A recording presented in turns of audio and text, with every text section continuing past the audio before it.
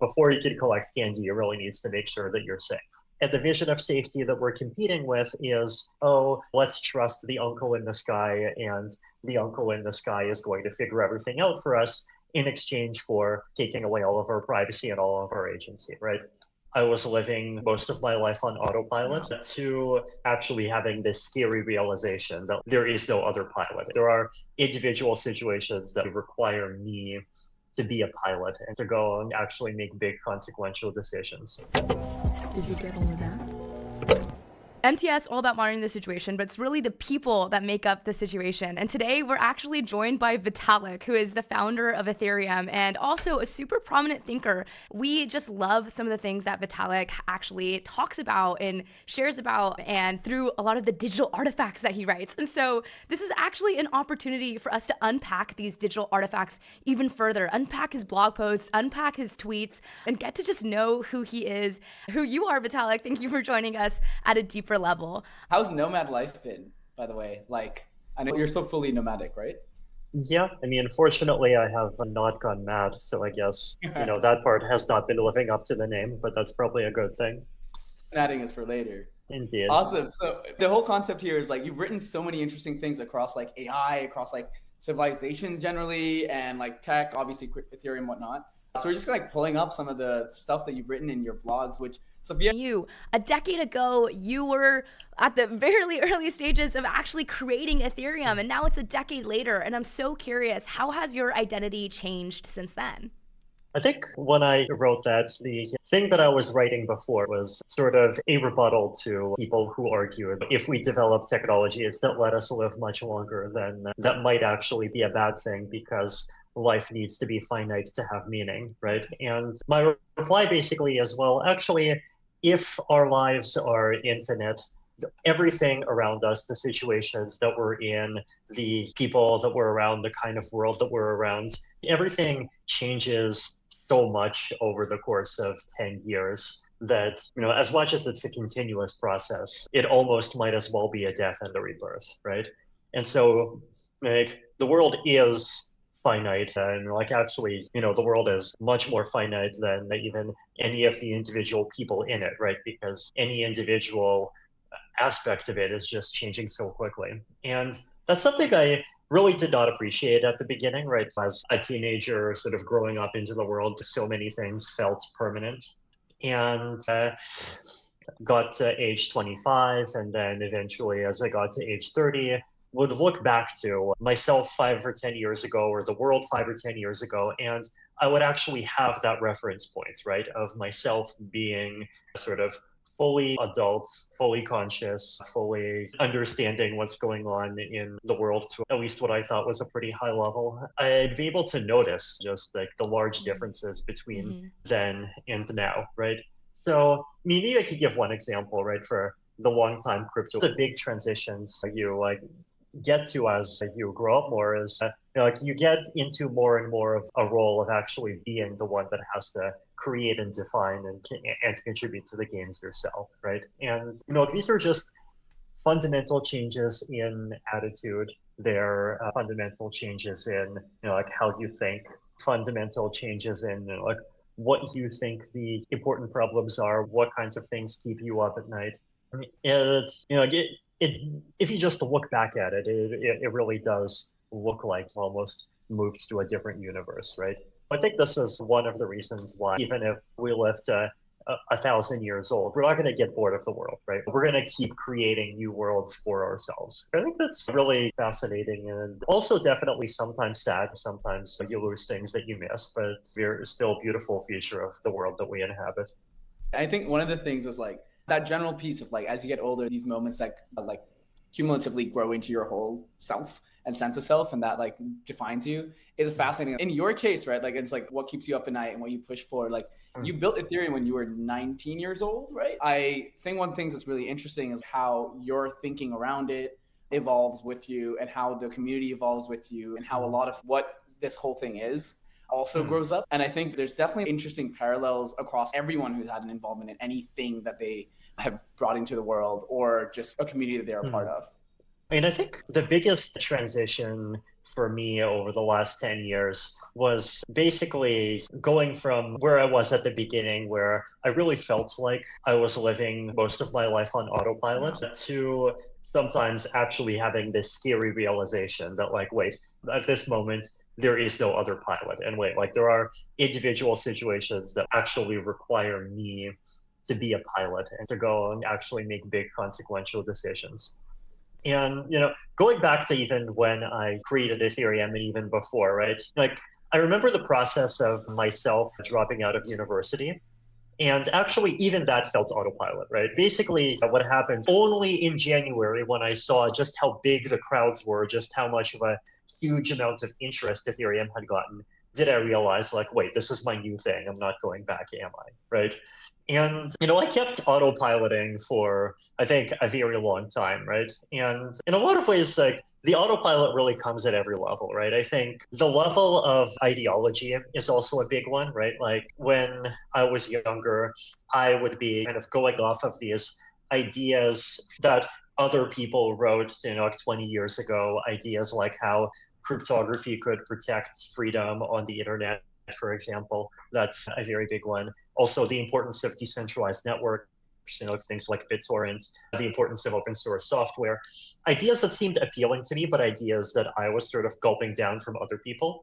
And there was a moment in kind of the early to mid 2020s when I realized that, like, so many of the scripts that we were running on were just so outdated. And I needed to actually step up, be in the position that the 1990s cypherpunks were in when they started, like, originally wrote those words that I was passively gulping down when I was a teenager. And actually really understand from first principles the place of crypto in the world, the future of technology, the challenges that we have, and kind of develop a philosophy from there. No, 100%. Indeed. I think this is an open question that's been very interesting these days as well. Yeah, and you even mentioned, like, the change from being on autopilot when you were maybe younger to now just being a lot more active. And I feel like it's almost the more challenging the world gets, the more our own want to just operate on autopilot. And I think that's one of the craziest things of this transition from childhood to adult is you start to realize, wait, there's not this magic person who's going to come save you. It's up to us to not be operating on autopilot and actually take agency and actually act. And so I know this is, like, really prevalent now. I'm here in San Francisco. That's one of the reasons that I get to do a little bit of the recording in person.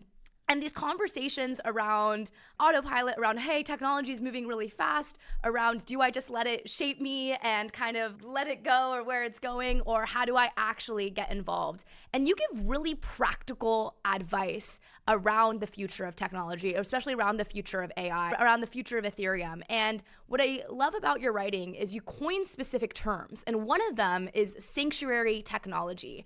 I have this quote here that you have around Ethereum should conceptualize ourselves as being part of an ecosystem building sanctuary technologies. I love this word, sanctuary. And I would love to just unpack a bit more deeper. Why sanctuary? Why not open source? Why not decentralized? Sanctuary is, stands for this place that protects you from danger. What ultimately was the reason that you picked this word to describe the technology that we're building? I think one of the challenges of the world right now is that we're definitely in a less peaceful and less safe world than we were in 10 or 15 years ago, right?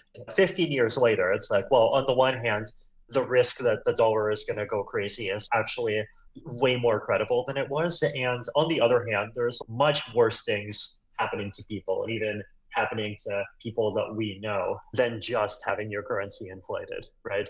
We're seeing all of these threats pop up in the cyber world, in the physical world, in terms of the social media landscape, for example, the way that transformed into a sort of mimetic battlefield.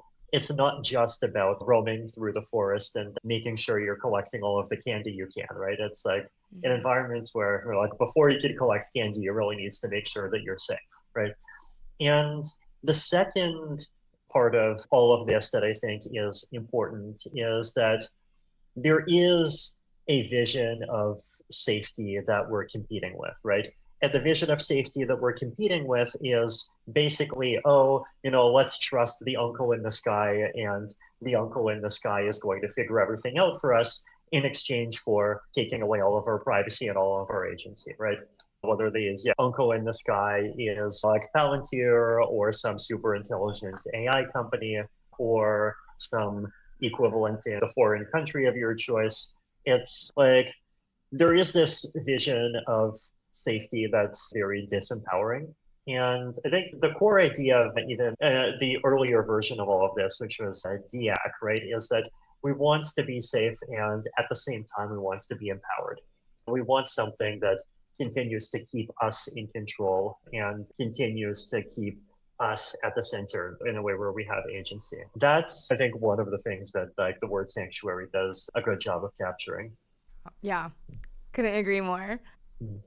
One thing that I think that's interesting is like as more and more of our life goes online, the more and more we crave spaces of comfort. Yeah. And like sanctuary to me like almost sounds like a place of comfort as I spend more and more of my time in this like world. So I love that word. I think it's awesome choice.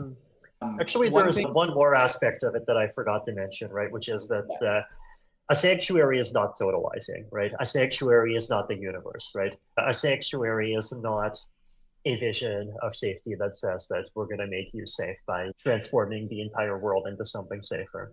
And I think that itself is something that's sort of both more realistic and even more respectful of people's freedom than some of the other alternatives, right? And that's, I think, an approach that's just also fundamentally more native to the kind of work that crypto does, right? Where, crypto does not have the ability to fix the dollar. Crypto has the ability to create its own thing that does not have some of the disadvantages that the dollar has. Each individual person is free to use it or free to not use it. And so I think that's also one of the other nuances that you really want to capture. I love that. That's so beautiful. And I know we're kind of running out of time here, which is kind of a shame because we had so many beautiful quotes that we wanted to get through. Like, I know I kindly peeked, but you had one that was like, "We, the humans, are the brightest star," which I thought was just such a pretty quote as well. I just love the way that you shaped that. But before we close out, one of the big goals that we wanted to do is you clearly have so many nuggets of wisdom that was so evident in your writing, but we wanted to give the audience an opportunity to also share about situations that they're facing and get your advice into what they're actually up to. So Benji and I were collecting and polling people on Twitter about actual situations that they've been in, and we have a few. Benji, want to share maybe one of the things that people have been saying? And Vitalik, would love to hear what you think. Okay, so I think one thing that's interesting, since we kind of talked about like growing up and stuff, someone said, I started using Claude for almost everything I write at work 6 months ago. My output is way up, but last week I had to give a verbal update in a meeting and I noticed I couldn't think on my feet the way I used to. I'm wondering if I'm getting more productive or getting worse at thinking. I guess the question he's kind of asking is how do you not let your brain erode away when you kind of start relying on these different systems to kind of accentuate it? I think for me, like almost since I was a kid, I've definitely like forced myself to do more things by hands than I have to, right? Like I was the kid who in chemistry class would try to do the tests without a calculator, and that was crazy hard, and I had to memorize log tables, and but at the same time it helped, right? Also, same thing for navigating in cities, right? Like this is why I just fundamentally think like walking is so much healthier than being in a car. Like it's not even just the exercise, right? It's like if you're in a car, you experience a city as a collection of teleport points, right?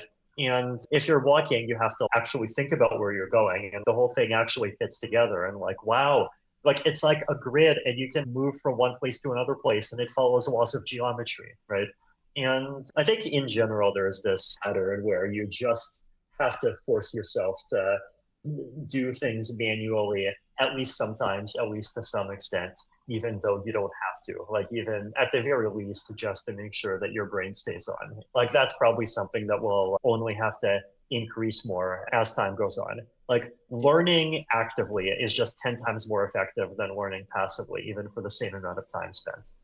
Yeah. Yeah. Do you think that ultimately becomes like an agency thing? Like you kind of have to start pushing yourself to have the agency to want to learn? Because it's so easy to defer to not wanting to learn, right? It's so easy for me to be like, I'll just create a chatbot, then like do the work to think about something. Yeah, you definitely do.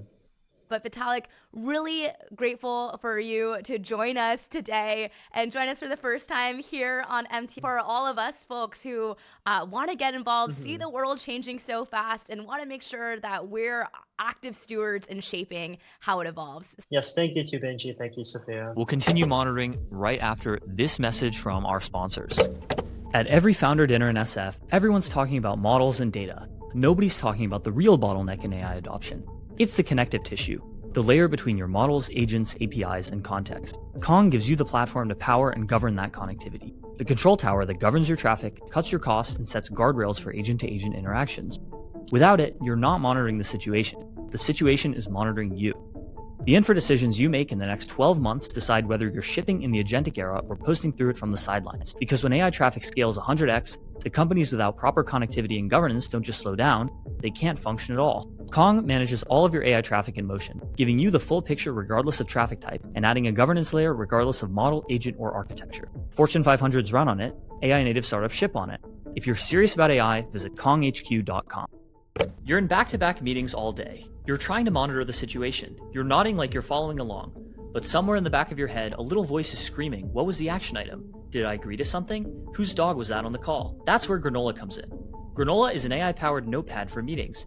You jot down whatever messy notes you take anyway, and in the background, Granola is quietly turning it all into something a real adult would write. No bots crashing your calls, no distractions, just a clean little notepad that does the heavy lifting so you can focus. During or after the call, you can actually chat with your notes. Ask Granola to pull out action items, help you negotiate your next raise, draft a follow-up email, or coach you through a tough conversation using recipes from Matt Wachari, Lenny Rachitsky, and others. It's the same tech we use to make our podcast notes. Try it once and going back to your old system feels deranged. Head to granola.ai/MTS and get 3 months free with the code granola.ai/MTS. That's granola.ai/MTS. All right, we are live with Casey Handmer. He's a PhD. He worked at NASA for a while. He has a startup called Terraform Industries, which is working on solving climate change. Blog.caseyhandmer.com. Blog.caseyhandmer.com. Actually, one of my favorite blogs. I love reading this blog. So it's great to have you here, Casey. Glad to be here. Robin always gets there first. Mm-hmm. So first question is, we last talked on a podcast 2 years ago. And since then, Terraform has been pretty busy. So what are some of the biggest updates in the last couple of years? So 2 years ago, we had kind of functioning desktop scale prototypes and relatively small team. And we went out and raised a bunch of money. And as of now, we've completed our solar array at our Muroc test site out of Rosamond in the Mojave Desert. And we have full scale, like roughly 100x scale increase prototypes in commissioning for electrolyzer, direct air capture, and reactor. We've also stood up methanol production. It's all happening here. We are hiring as well. Checking out Terraform Industries website, terraformindustries.com. AIs.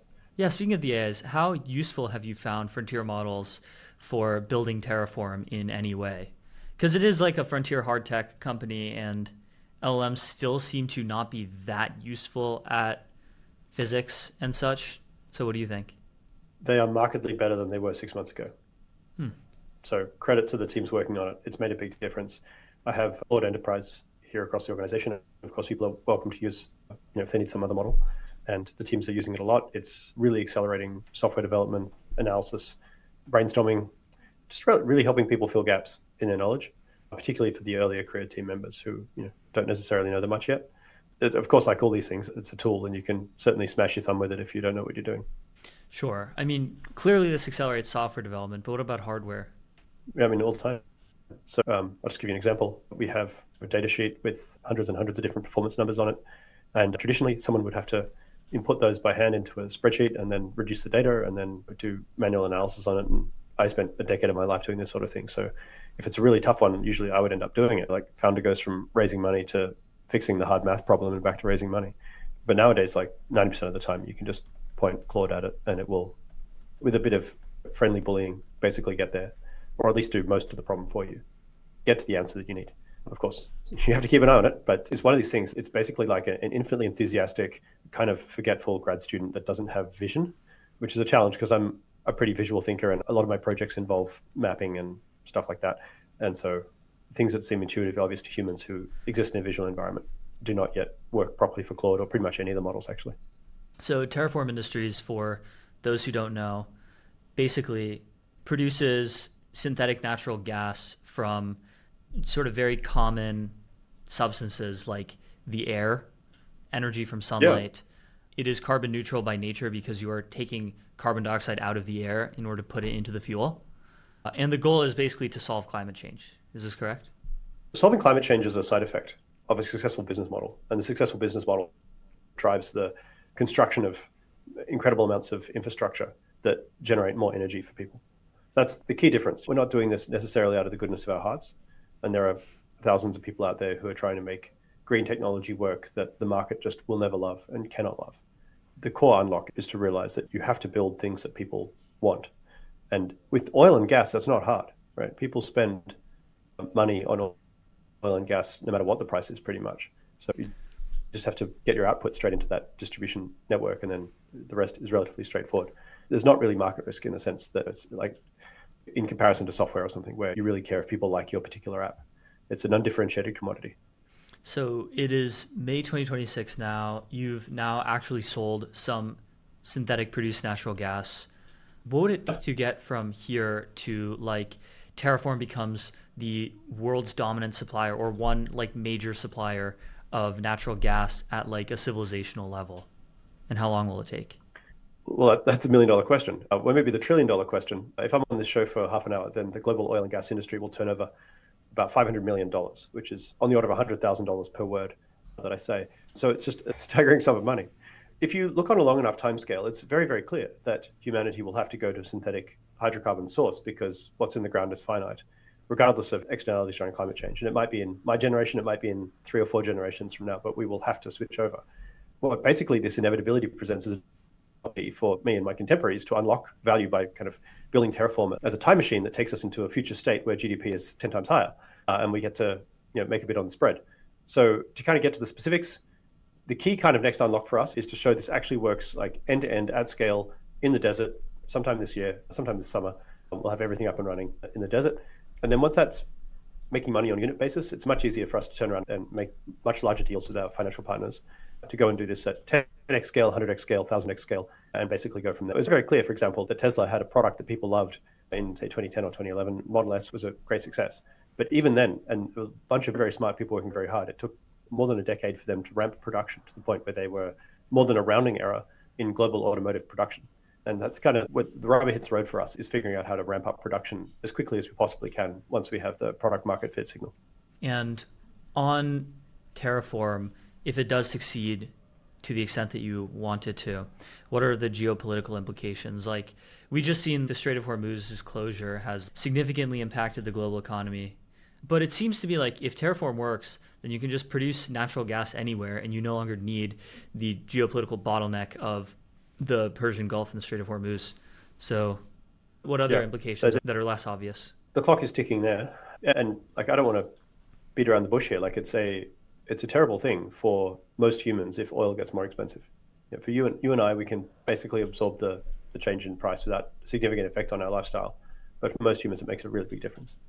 And I will add, actually, we're making methanol as well, which is an oil precursor, essentially. So we can cover oil and gas.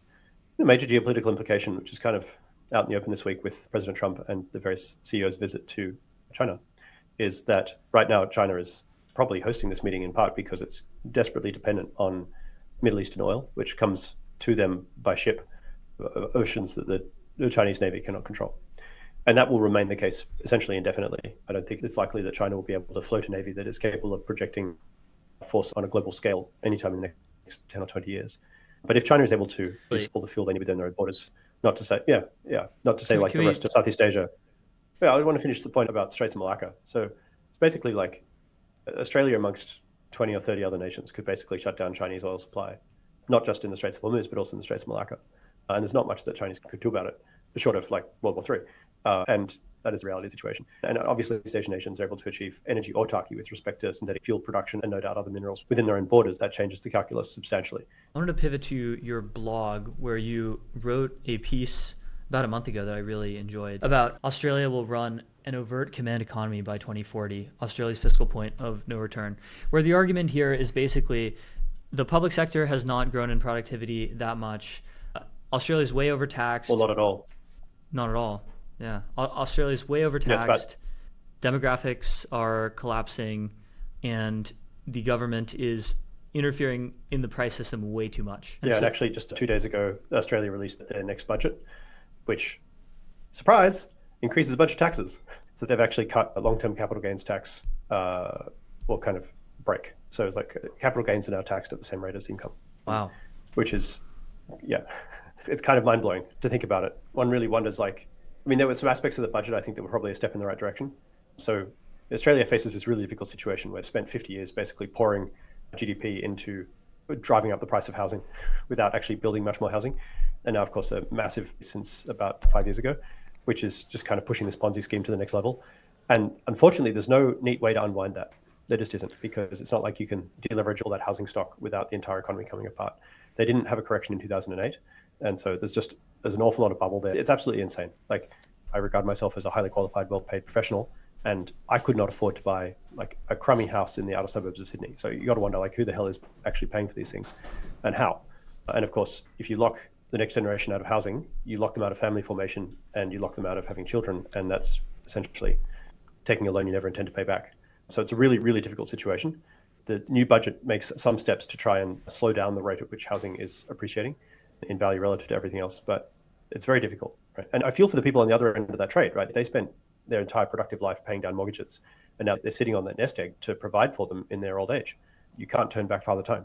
So it's a very, very difficult situation, and obviously a cautionary tale for other Western nations that would flirt with such folly to have completely allowed their actual productive economy to disappear in such a flagrant way. And of course, the implication here is that, in this particular post, is that there's so much tax and spend subsidization and so on. It touches every aspect of the economy. There's no part of the economy where you really have permissionless entrepreneurship. You can go out and start a company. This capital gains tax thing means if you start a company and you successfully sell, government will take 50%. They don't put anything in, right? They tax you on payroll, they tax you on everything else along the way, but they'll take 50% of the upside. Thank you very much. Capital is pretty mobile. It's not going to work out well. So what are the implications of this for America? Is this exact same sort of trap an issue here? Yes, we do have a real productive economy. We have an incredible world-class growing tech sector. But aside from that, mass migration stressing the system in terms of having unsustainable financial deficits, a lot of political will to continue kicking the can down the road and no political will to try to fix it, and home prices appreciating in value substantially, especially in California. It seems like everything except for the American tech industry would suggest that we're headed down the same path, no? So the United States situation is interesting. The United States is significantly richer, and as a result, it's less productive service and service adjacent aspects, basically Medicare, Medicaid, and Social Security, have grown and bloated in absurd ways that are quite obvious to anyone who's paying attention. I just want to underscore this by saying, I don't want to take away Social Security. I just want to say, we should make sure that we are, as a society, positioned to sustainably provide valuable social services to the less fortunate in our societies to the extent that we can for as long as we can, and to grow that as quickly as we can. But that doesn't mean that we're going to rob the future to pay the present, and thus cut off, all hope of a good outcome for our less fortunate people in the future. And unfortunately, the profligacy and the poor control of fraud and so on in these systems in the United States means that the United States loses more on fraud to healthcare than pretty much any other nation even spends on healthcare in the first place. And that's on a per capita basis. The saving grace is the United States economy is significantly more dynamic than Australia's, obviously. And in particular, tech sector is driving growth. But there's quite a lot of the rest of the economy that is somewhat dormant, but could easily wake up. And there are early encouraging signs that, say, for example, manufacturing is picking back up in the United States as well. And manufacturing is really the key thing, right? That's where you take cheap inputs and create valuable outputs and generate value in the process. Australia has energy. Australia has the rule of law. It has a highly educated population. It has pretty much everything you possibly want. Mature financial sector.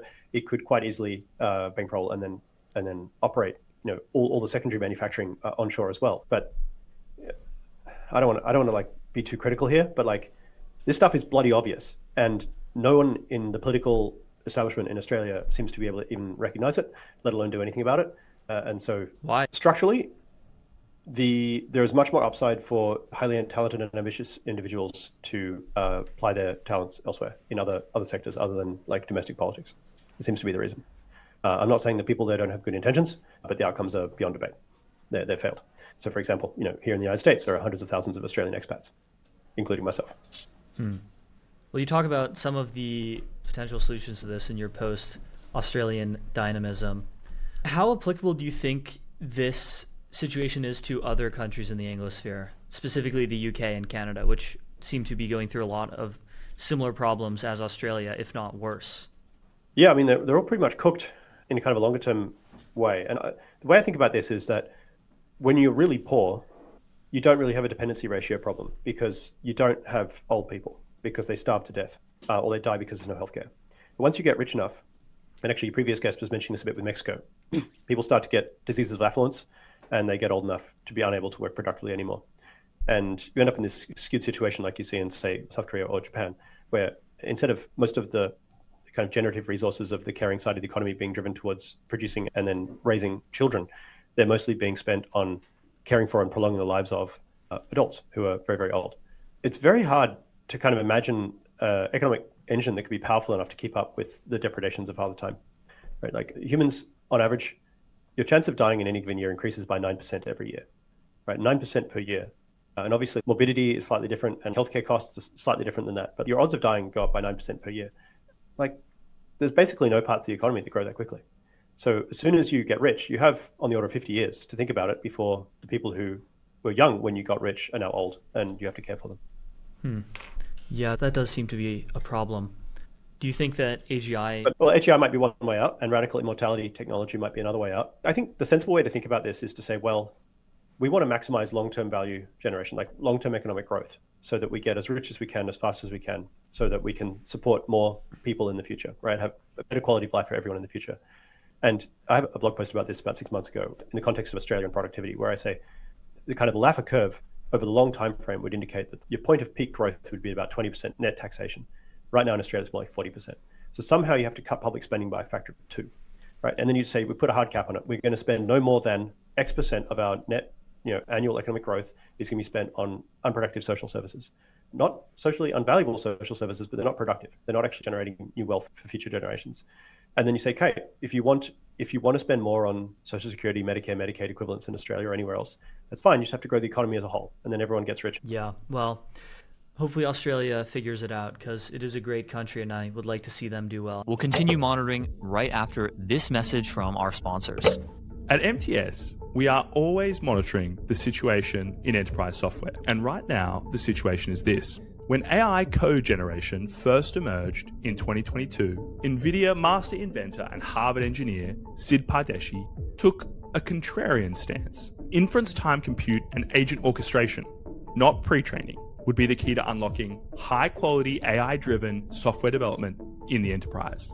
He believed the real breakthrough wasn't in how fast AI could generate code, but in how deeply it could reason to build enterprise-grade applications. While the rest of the world focused on copilots, he architected something fundamentally different. The first autonomous software development platform leveraging thousands of agents that is purpose-built for enterprise-scale codebases. Blitzy is unlocking 5x engineering velocity and delivering months of engineering work in a matter of days for Fortune 500 leaders right now. Transform the way you develop software. Discover how at blitzy.com. That's BLITZY.com.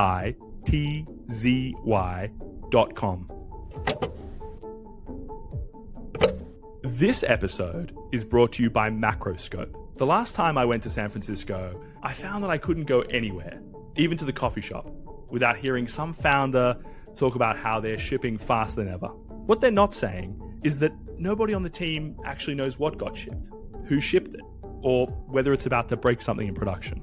Macroscope is the AI code-based understanding company, and they fix that. They have 3 core products.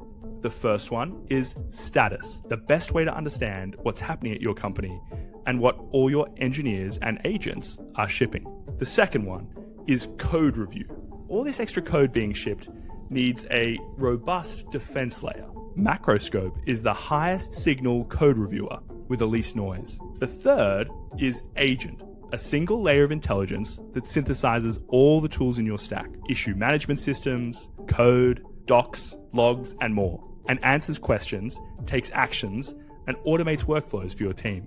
Like an omniscient, always-on, uber-capable senior engineer, plus a product manager, plus a TPM, plus ops person that helps your team be 10 times more productive. Head to macroscope.com/MTS to get started.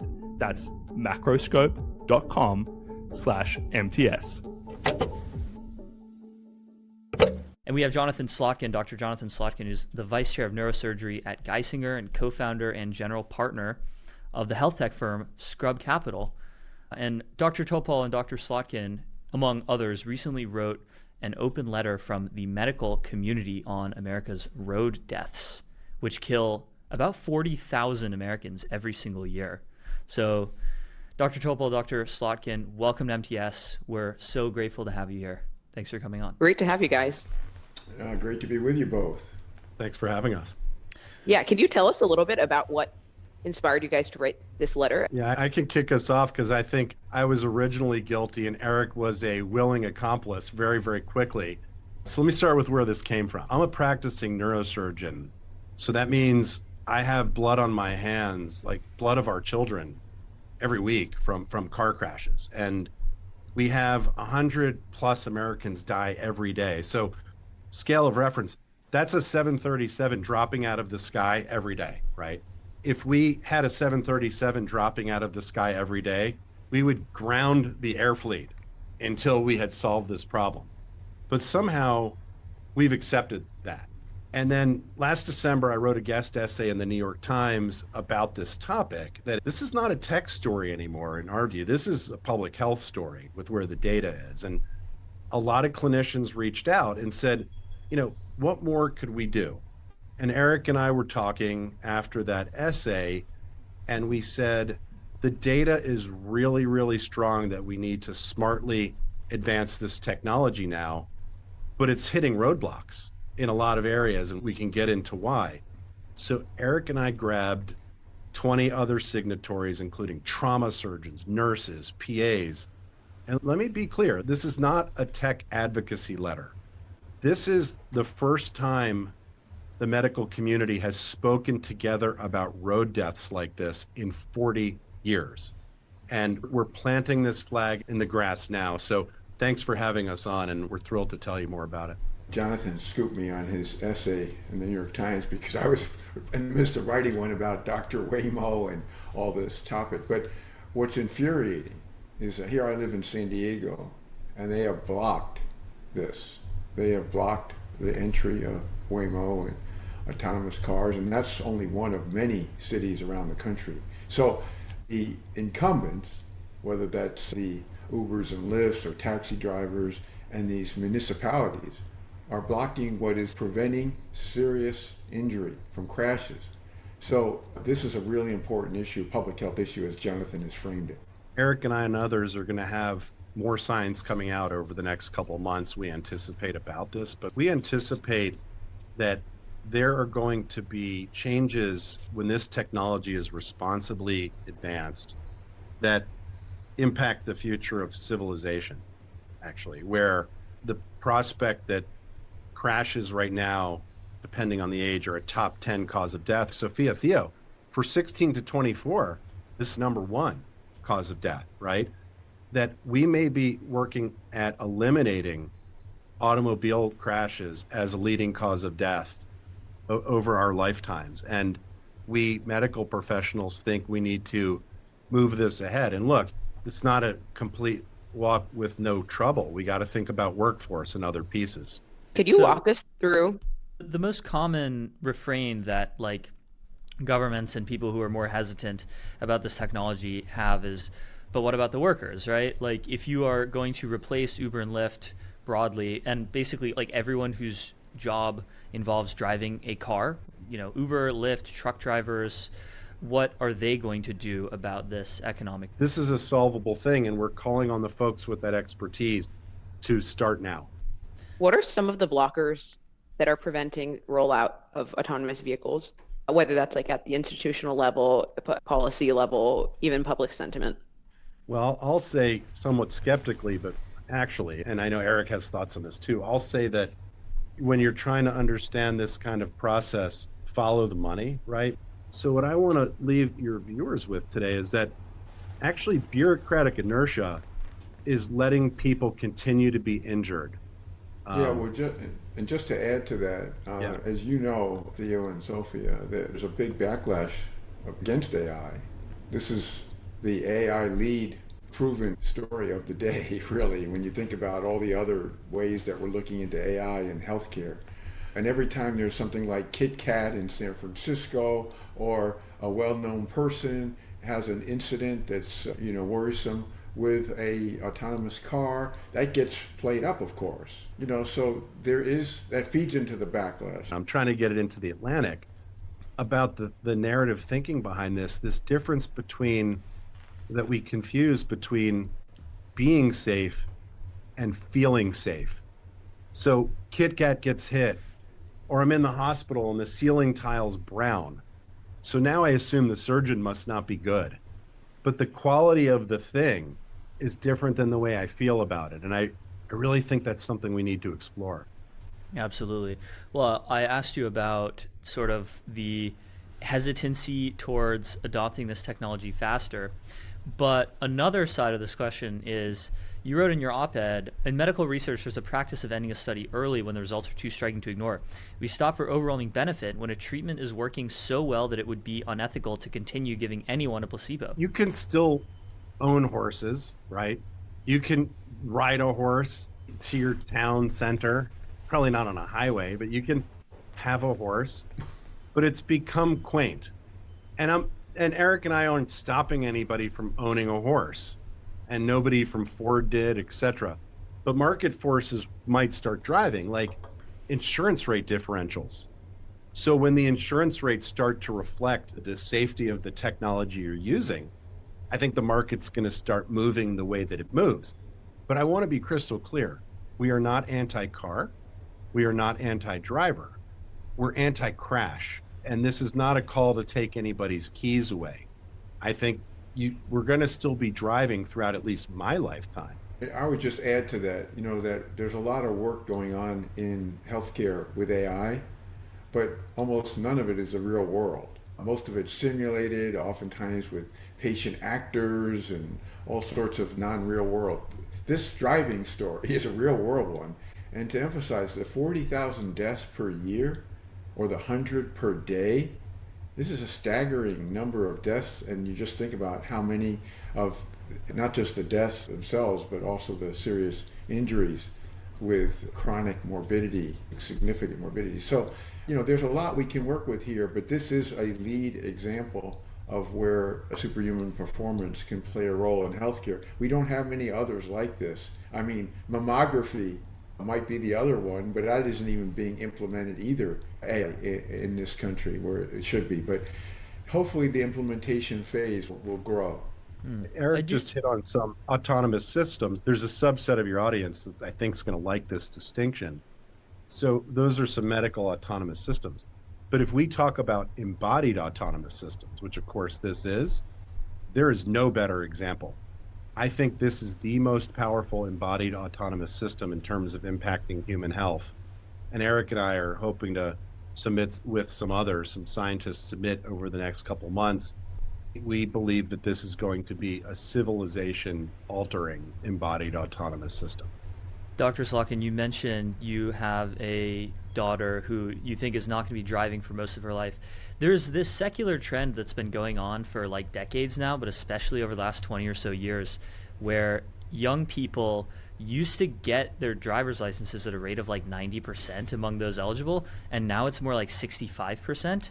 So do you think this has like anything to do with the recent phenomenon of self-driving, or will it make political adoption easier, do you think? I'd love to hear what you and Sophia think, and certainly closer to some of those folks than me and more tuned in. But I think that, first of all, ride hailing, especially in cities, right? And we can't forget there's a whole portion of America where some of this use of this technology is less often, but it's certainly growing. But you hit on something really key there.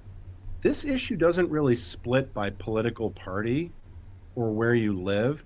It actually cuts jagged across groups where you have people on the right that are really for this and against it, people on the left that are really for this and against it. And it's unusual that way. And I'm getting back to your H piece right now. I think, and there's some data to suggest that what really defines how you feel about this is how you feel about technology. And so to that end, some of the younger folks, I think there will be an increasing adoption of this when it's done right, when it's done responsibly, when there's good privacy protections in place. And you guys tell me if I'm wrong, but I hope that at least. I mean, I think that the sort of assumption that young people are automatically more pro-tech than older people is falling apart a little bit. Because don't cities also make a lot of revenue from things like traffic citations or speeding? Or data centers. We're going to have to come back on to talk about data centers because I'm based in Pennsylvania, but to the traffic ticket piece, Sophia, were you going to say more? Go ahead. Yeah, that's at the city level. And then there's obviously the personal injury business, which is like a $60 billion in revenue plus industry a year. I would assume that in the US, it's probably the most robust out of any country. And then there's also trauma care itself, which brings in a lot of revenue. I'm sure you guys could speak to that as well. Well, I'll hit trauma care and then love Eric's thoughts on the other pieces. I'm at a large health system that has an insurance plan and everything else. And to be clear, I'm not representing that health system right now or in anything I say, but we'd be okay parting with the trauma business. One, because spiritually and emotionally, we'd love to not have it. But two, also, that's not the kind of financial business that the hospitals are looking to grow, and they don't have to. Now, we responsibly do it in so many others. In San Francisco, there's the San Francisco Trauma Center and others. But if you're a hospital and you're going to be completely mercenary about it, there's way better businesses to be in than trauma. Many of the folks are uninsured, underinsured, that have traumatic injuries, et cetera. So that piece, I'm skeptical. Fascinating. Are there any public health crises that you would liken this to? What comes to mind is, smoking. I don't know if there was ever a time where a lot of public health professionals were writing open letters about smoking, just cardiovascular disease and diabetes, which are definitely downstream of these corporate interests in the food system. Yeah, I mean, I do think there's parallels. Of course, cardiovascular is much bigger than auto deaths and serious accidents, but this has been incubating for 15 years. This isn't like an overnight success story, and I think we finally did cross the threshold. And it isn't as big as tobacco and the things that were the kind of evil things that were happening with the tobacco industry, hiding data on the risk of cancer and cardiovascular. So it's different in many respects. So it's not as large, but it has been. This is unlike things that are happening right now in healthcare, where AI is trying to do things really fast, and all these companies are putting out health apps for patient public facing as well as for physicians. This one has been a slow iterative process, and the data keeps accumulating now, and it's hard to turn our back. It's different. The proof of where we're headed here, I think it's incontrovertible, and that's why I think it was important that we become activists. The medical community should be supportive of this, and yes, it's going to lead to some disruption and job displacement, but if we don't do it, we're going to be losing more lives just because of lack of being data driven.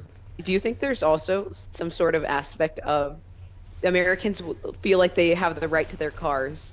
It's a very car-based infrastructure country. How do you think that plays in?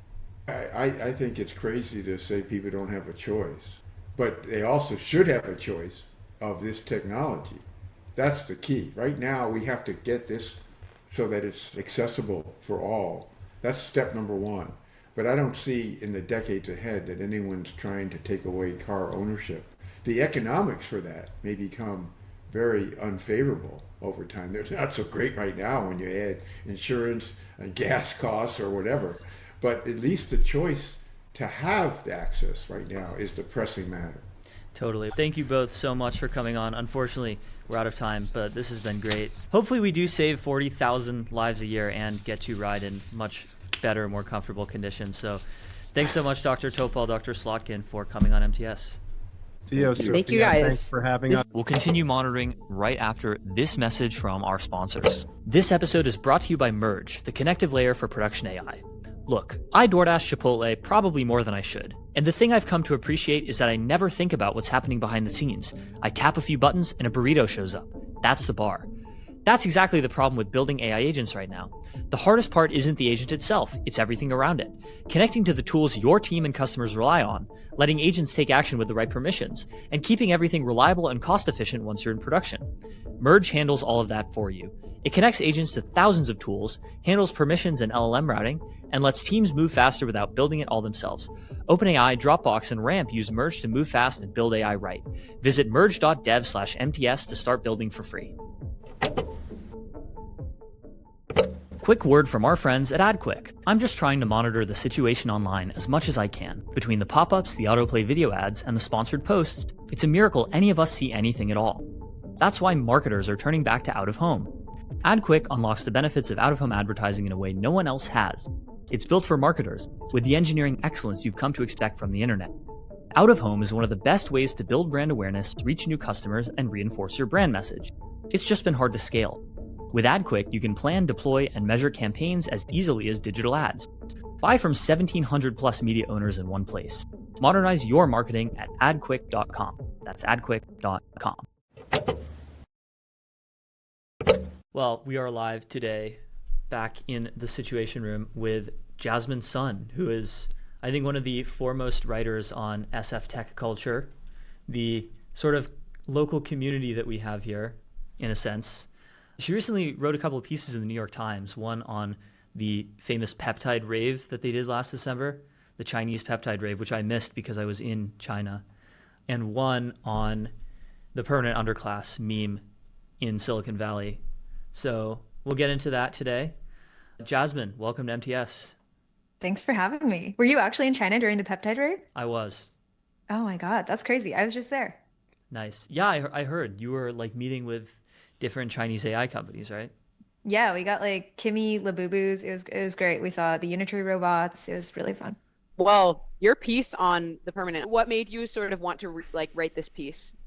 Oh man, yeah. A couple things. So one was just like I felt for a long time that AI and jobs was obviously going to be the most politically salient thing that was going to happen with AI. And I remember when I told people this like a year ago, a year and a half ago, most of my friends in AI were like, no, those are just like short-term risks. Like I'm worried about rogue AI. But the thing is, in America at least, in the United States, there's nothing people care about more than their jobs. And as soon as something threatens their livelihoods, even if it's just a vague threat, even if the AI has not taken people's jobs yet, because we really haven't seen that in the data that much, people are going to flip out. And if you look at, for example, in 2024, we had the longshoremen's port strikes, or you had the Hollywood writers' strikes. Like people were not yet automated by AI, but the mere threat and the mere anxiety of AI automation caused like 2 worldwide industries to stop fully from like days to months, right? A lot of people like AI researchers, like founders, VCs, even people who are not very politically engaged were like, yeah, it's going to be really bad for most people. And if I was a 17-year-old who was not rich, not super cracked, been coding since I was 10 or whatever,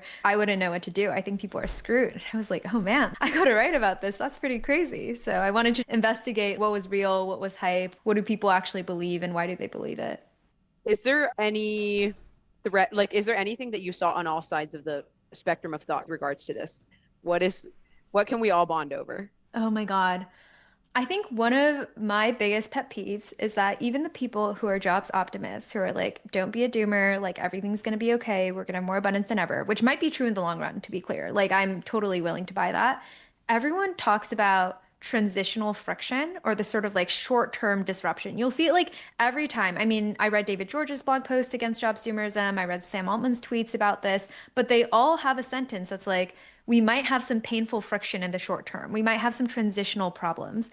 And that's the thing that I think that everyone kind of recognizes is like, even if we are on the way from here to somewhere that's much better, where humans are doing more valuable stuff, maybe there's more jobs than ever, whatever, a lot of people right now are going to get screwed over. And I think that's what most Americans are hearing. They're hearing, I am going to be the transitional friction. Like right now, if you are a new grad software engineer or you're doing like customer support, like you probably will be impacted in the next couple years. And like a lot of people in tech seem like they're just accepting that as collateral damage. And so the transitional friction thing is something that I hear a lot as like a euphemism for like, yes, some people, quite a lot of people may lose their job in the near future. Whose responsibility do you see that it is to come up with the sort of vision of the future that is positive? Is it the role of the economist? Is it the role of, Sam Altman or people at the AI labs? Is it the role of the public imagination? Yeah, I mean, the trite answer is it should be a mix. I think that's probably true. Part of what I was interested in with this piece is investigating this kind of dissonance, where a lot of my friends at the labs, for example, they are really worried about the job loss. Like, they don't like the fact that they believe they are building stuff that might displace a bunch of people's jobs and might carry all of these risks and harms and whatever. But the business model of these companies is to do that, right? Like I think Dario said on the Raw Stout podcast, something like productivity, growth, and job displacement are approximately the same thing a lot of the time.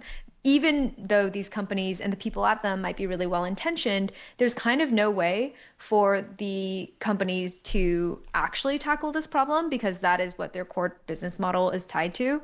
I mean, I think that, for example, I was talking with somebody about how, yeah, Anthropic can draw a red line around mass surveillance because mass surveillance is not the core of their business. At best, it's a marginal new use case that they could unlock, right? Most people are not using Claude for mass surveillance. It's just one possible use. But in terms of the labor stuff, that is kind of the core value prop. You can't actually draw a red line around that because that's the primary thing that you're selling when you sell enterprise agents, right?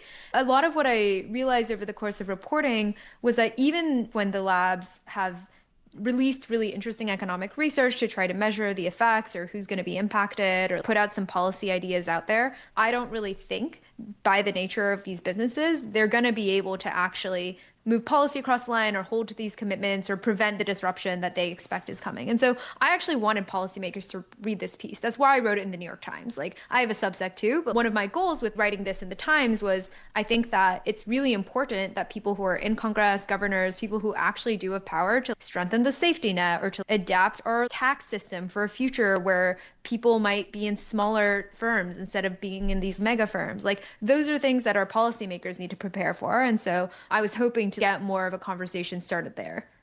So the trillion-dollar question here is, how do you actually reassure the people that they will be fine in the AI future, barring superintelligence existential risk?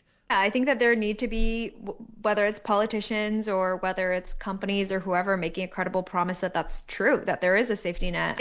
What's really interesting is right now people just don't believe any of that stuff. Like in David Shor's polling, he's found that when you tell people that actually there hasn't been job loss because of AI, they just think you're lying because we're just operating in a very low trust society right now. Or if you tell someone we're going to have super intelligence in your pocket, you're going to be able to have access to the best doctors, the best teachers in your pocket. A lot of what Americans think is, maybe the rich people will have that, but I'm not going to have that. Because you have all these like pre-existing populist, like low trust sentiments that are getting amplified by AI. The thing that I wish would happen, both from labs, from policymakers, from whatever, is that we would be much more honest about these disruptions in the near-term future, that we would stop kind of gliding over them as transitional friction and actually literally tell people what you said, which is like, some people are going to have a harder time finding work or they're going to be displaced because of technology. And if that's the case, we will expand the safety net. Some stuff is going to be hard in the near term, but the role of communities, the role of the government is going to be to get us through this transition. One of the most interesting things I found when reading books like The Technology Trap is that in history, when you're able to arrive at a social contract, people become much more willing to accept new technology. And so during the 20th century, for example, you had a lot of factory automation, but for the most part, you didn't see a huge political backlash. And that was because the people automating the factories would go meet with the unions and come to negotiations so that if the factory got much more productive and they started earning more money, then the workers' wages would also go up. So some people were displaced, but for the most part, people felt like they were going to share in the pie of economic growth, like their wages will go up with productivity. And I think that's a really good thing. And they also felt like those factory jobs used to be really, really dangerous. And if we have it be more automated and we're supervising the machines, that's actually going to be better for workers. Whereas like right now, the narrative is I don't think it's like everybody's going to win from this. I think it's like a few companies are going to win big from this. One thing I was thinking about, I was telling like an Anthropic exec this the other day, is like when you look at the things that Anthropic publishes, it's like we will all have this terrible dystopia where everyone is dead, or we will have like utopia where all the diseases are cured and we're richer than ever. But right now we see no labor market impacts. And it's like, why are we talking about like the 50-year future and like right now we see nothing? Like the thing that people are really worried about is the next couple years. And I kind of wish that we were more honest about that. Well, I don't know about that. It seems like a lot of AI executives have been very honest about this. Like Dario went on Axios and said like, yeah, I think half of white collar jobs are going to be gone within 1 to 5 years. And I think that has really triggered more populist backlash against AI than, obfuscating that at all. Yeah, I think he has. I mean, I'm sort of like, I wish you would talk more about what you were going to do about it instead of just like scaring people. I have some questions about the messaging strategy there. What do you think would be the highest leverage sort of policy to protect people from this transitional period or investment too? Like let's say if we invested more in trade schools or trade education, what do you think would be the most useful? I'm sure there are better people than me to know the answers here. I do think we need more research. The long-term future to me seems super unclear. Like, I don't know what life is going to look like 50 years from now, but there are some predictions that in this sort of near term, a lot of us can agree on. Like some jobs are more vulnerable than others. If you're a software engineer, customer service, or like digital marketing, that is way more vulnerable than you are a nurse or whatever. And so we know that the workforce will overall be certain types of jobs. We also know that very young people and much older people are the most vulnerable. I think we're going to have to replace a lot of funding and resources that go toward putting people through four-year liberal arts college to putting people through maybe apprenticeships for the jobs that we're actually going to need. Or like if we have a lot of small businesses and like freelancers, maybe we need to shift the way that we do taxes to make sure that it's not all income tax anymore. Or we need to do things like make sure that there's good healthcare, expanded unemployment insurance, maybe more capital for small businesses, more portable benefits. Like we need to reimagine higher education to like actually fit what we think the jobs are going to be. Something that I think is scarcely mentioned is like how the job loss or the job replacement is also kind of geographically segmented. Yeah, I think you're totally right. Like there's kind of a funny thing where because in SF, like everyone knows that AI can do a lot and they kind of expect a lot of mass job displacement, that makes CEOs and executives actually try to automate more and like hire fewer people because they believe they can get the AI efficiencies. And I think a lot of people in other places, in other sectors, just like aren't even thinking of doing that. I should do a proper intro for you, Stephen, because basically what happened was you came on the show a few days ago to talk to Theo, and I got so jealous. Now, you are the founder of Sphere Semi, one of the founders of Sphere Semi, and you guys do AI-designed semiconductors, and you do the whole thing from flower to pie, right? You do the design, and you deliver chips. When someone works with you, they don't get a design delivered, they get a finished semiconductor delivered to them. We have two business models, actually. Business model number one is if you're a chip company and you want what's called a block design, which is like part of the chip, like a digital converter of some kind, a serializer, deserializer called SerDes, you can work with us. And we work with some really, really, really big clients in that space, just delivering designs. The second thing we do is we deliver custom chips, mostly for DoD needs, where you have a chip where it's like, I am hitting, these are, it's specialized, it's custom. I could never get analog devices in a million years to do it. Please produce this chip for me. And then one of the reasons I wanted to have you on the show today, Cerebras IPO happened this morning. It rocketed. It was 150 to 350 or something. It's insane. Something like doubled. It was 100%, and then it's kind of dropped back by close to like 80% above the IPO price. But a nice little pop. I tuned into the Bloomberg Daily this morning to see what they were saying about the Cerebras IPO, and I think they had the CEO on, and the way they're talking about it, like the way like financial markets obviously think about these things is like, do you have orders? Do you have customers immediately? And what I was thinking, and I think the answer to that is they've signed some deals with some players in the space. I think they've signed deals with Anthropic.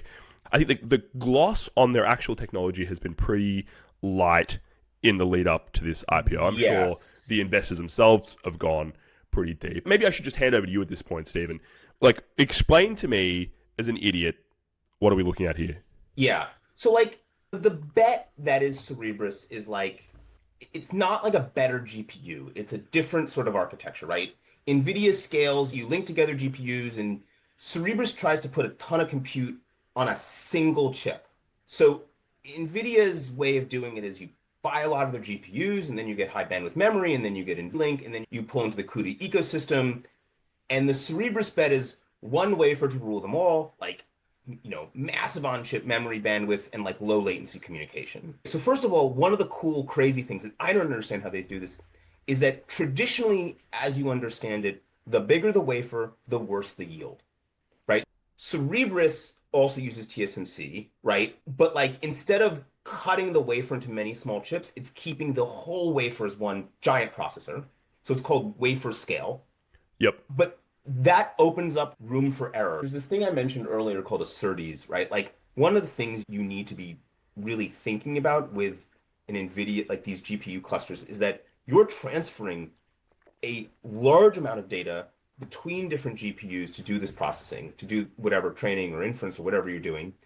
And to do that, you need special serializer deserializers that can turn digital signals back to analog and then analog back to digital, which is what NVLink is.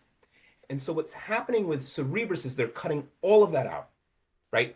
Everything is done, memory, memory, so you don't need to connect to the high bandwidth memory, which is this big bottleneck. Everything is done on a single chip. It's more efficient, it's cheaper.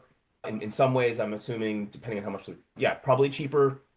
And for tasks that are latency sensitive, right? For a simple person like me, you're trying to do a very simple comparison between NVIDIA and Cerebras, putting aside the question of whether they are by nature competitors here, because it seems to me that there are different uses for both kind of approaches to chip design. If you're just trying to understand Cerebras versus NVIDIA, on an NVIDIA chip, it's a smaller chip, you have the GPU itself, but you also need to put in a separate component. This is the high bandwidth memory and a bunch of other components as well. That high bandwidth memory is itself a semiconductor that needs to be fabbed in a similar process, but separately. And then at that point, what you have done is in some senses, you've introduced a new bottleneck in any compute that takes place on that chip. Because first of all, one bottleneck is the bandwidth between the HBM, the high bandwidth memory, and the CPU and the GPU. And then you also have another bottleneck, which is the bandwidth between one chip and a second chip and a third chip and so on and so forth. So you have a cluster of chips.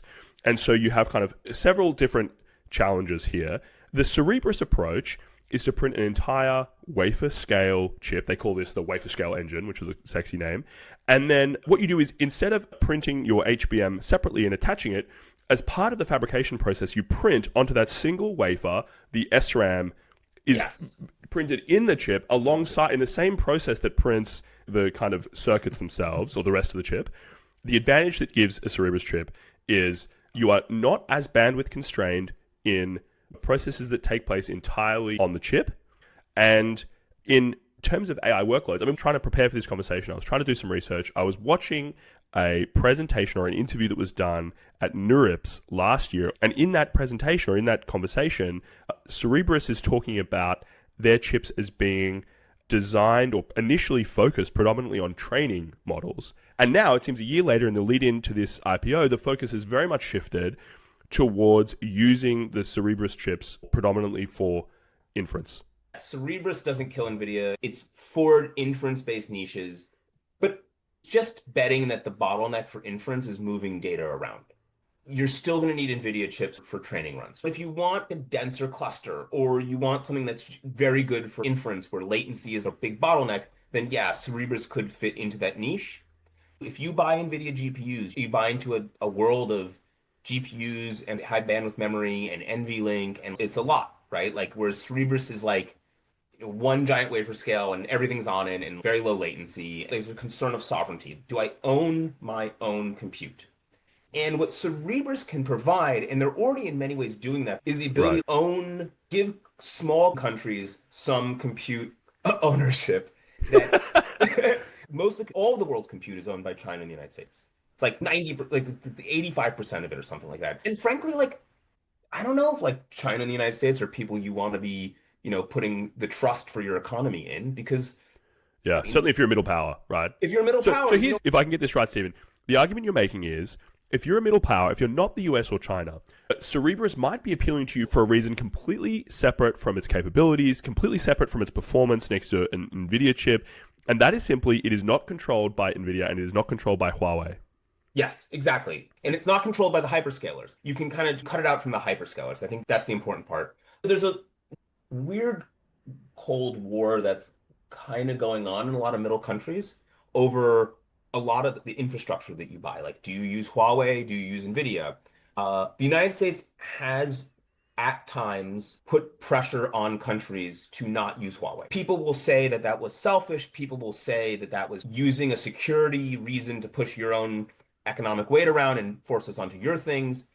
I don't know. That's what hegemons do, I guess. What can I say? That's a thing.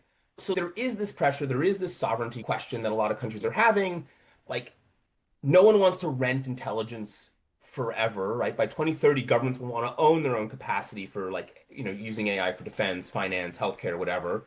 And that means control over compute and data and the rules. You might not want your AI systems fully dependent on foreign clouds and foreign model APIs and export controls. Gulf revenue concentration, right? That's a thing that people might be interested in. But also, even if you're not building your own models, if you want to have serious AI capacity without dealing with hyperscalers, you could use something like Cerebras to not have to build an NVIDIA scale mega cluster.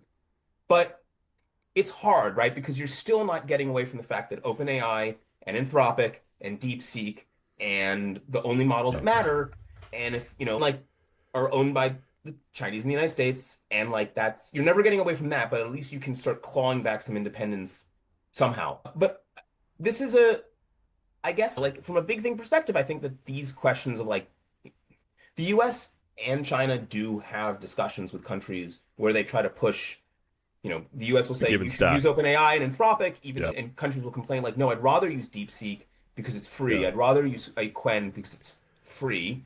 And then you have other battles of, like, where should, like, am I reliant on your cloud infrastructure, the infrastructure level between Huawei and NVIDIA? Cerebras might have a niche in allowing for people to claw back sovereignty, but my model of the world is it's a Chimerica world. I want to talk about Taiwan.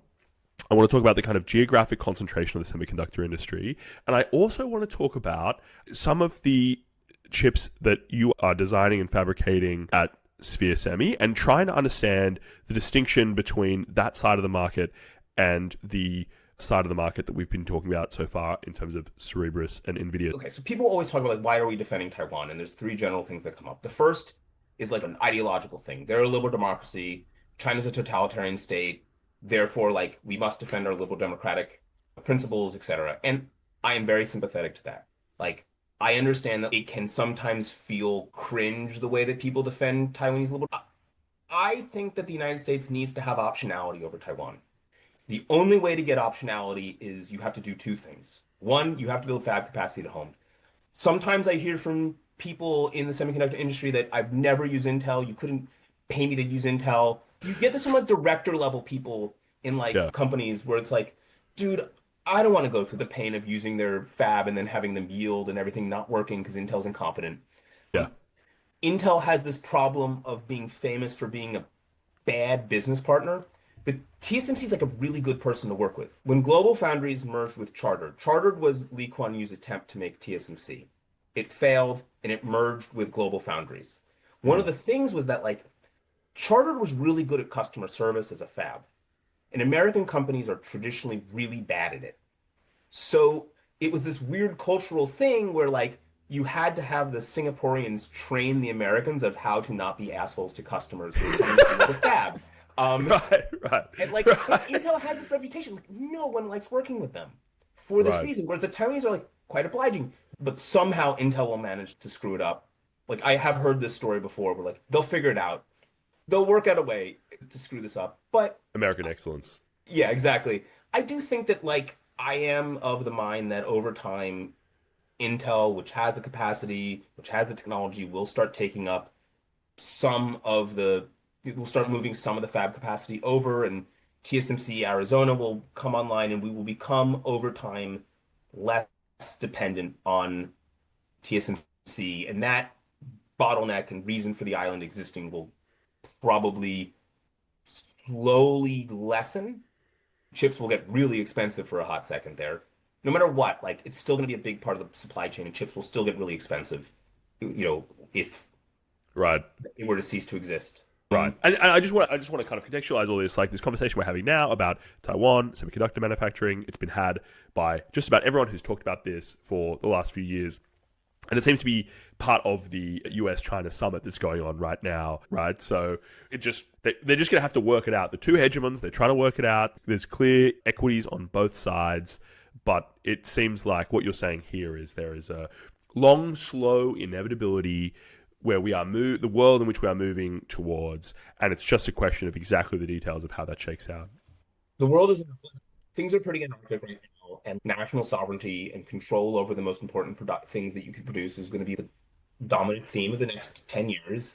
It's going to be really hard to defend Taiwan, and you kind of want to figure out a deal here. You can be a China hawk and be realistic at the same time. It'd be nice if we didn't have nuclear war over Taiwan. There's a big range of spectrum of outcomes which are acceptable. Exactly. Critically, they all don't involve nuclear war. You design at Sphere Semi, you use your AI platform to design and manufacture a different type of chip. Do you want to tell us very quickly?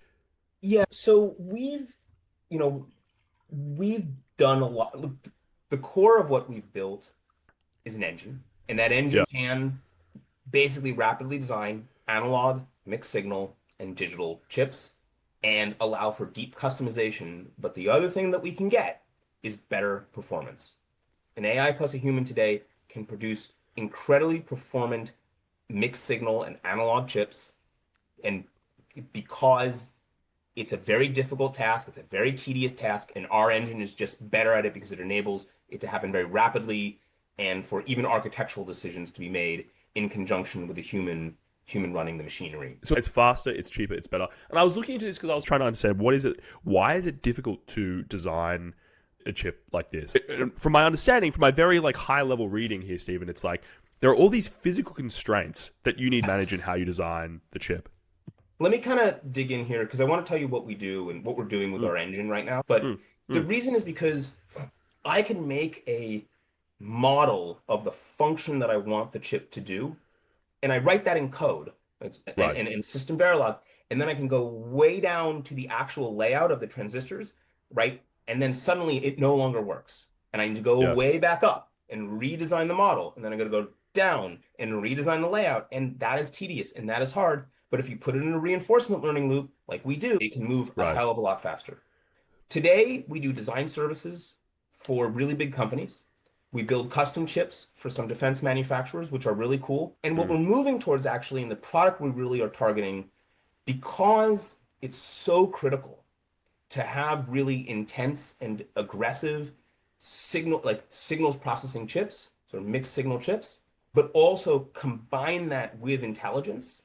What we've been moving towards is building physical intelligence products. And I had a ton of meetings this week at the Pentagon about this. People are like, can you use your engine and make basically a cerebellum that can basically an intelligent AI chip that receives tons of signals, can suck tons of data in, and then basically lower the amount of information that needs to be processed on the GPU or the whatever we have at the back end, maybe a Cerebras chip, right?